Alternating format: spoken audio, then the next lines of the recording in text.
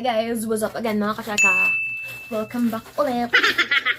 Kasi mag-unboxing pa ako ulit. Ang susunod kong i-unbox guys, itong Pink Blush Moisturizing Blush Stick nila. Actually, last month ko pa ito mali. Kaso ngayon ko lang i-unbox. So cutesy. Ayan, ang liit lang ng packaging. Pink na pink. So, this is shade PKO2, guys, yung pinili ko. Init. I'm gonna sponge my hair kasi ang clean. So, guys, this is shade PKO2. Ayan. This is shade PKO2. Ang cute ng packaging niya, guys, oh. Ayan, yung packaging niya. Tapos may pangalan sa gilid na Pink Blush. Try natin. Same dun sa sa jelly ko na highlighter stick. Mayroong ganito. Kasi watery daw. Mayroong ganito para iwas mabilis matunaw. Smudge na rin siya. Mayroon. Oh my gosh. Kanami isang mga shade niya, oh. Ang ganda ng shade niya, guys. So, ayan yung shade niya sa kamay ko. Minatch ko. This is shade PKO2. Yung anim na shade nila, puro naman pink. Pero mas gusto ko itong pagka-shade ng PKO2. Yung pagka-Barbie pink talaga. Try na natin sa ating face.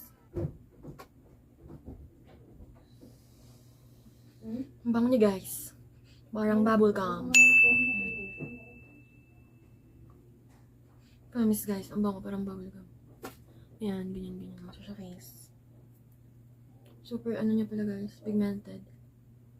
So kahit konti lang yung ilagay, ang bilis sa face ko. Yan, ang ganda ng shade, guys.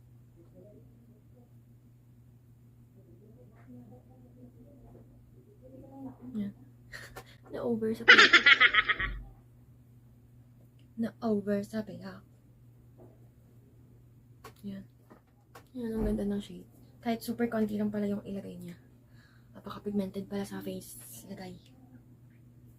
In fairness, parang meron siyang parang meron siya, guys, may pagka super fine glittery siya. Nakamix sa blush. Ang ganda. Ang laki ng pimple marks ko dito. Nakakainis. Ginagawa mo! Super moisturizing nga niya. Parang gusto ko dito kasi hindi siya malagkit na pagka-blush sa face. Kung i-compare ko sila doon sa O2O na blush stick, parang parehas naman sila maganda. But etong sa Pink Blush, super pigmented niya lang, guys, ilagay sa face. Yung sa O2O, hindi ganun ka-pigmented. Yung pag ganun mo, ito super red na siya agad. Yung sa O2O, hindi.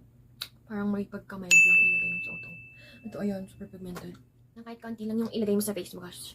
Sa face niyo, guys, as in super, talaga siya. Blush na blush. Ang cute ng kulay niya. Parang Barbie pink talaga. Gusto ko yung yung product na Pink Blush Blush Stick. Ang ganda kasi mayroon siyang glittery effect na super fine glittery. Yung pag ilagay mo sa face na mayroong maliit na pintag-pintag. Ang bango niya.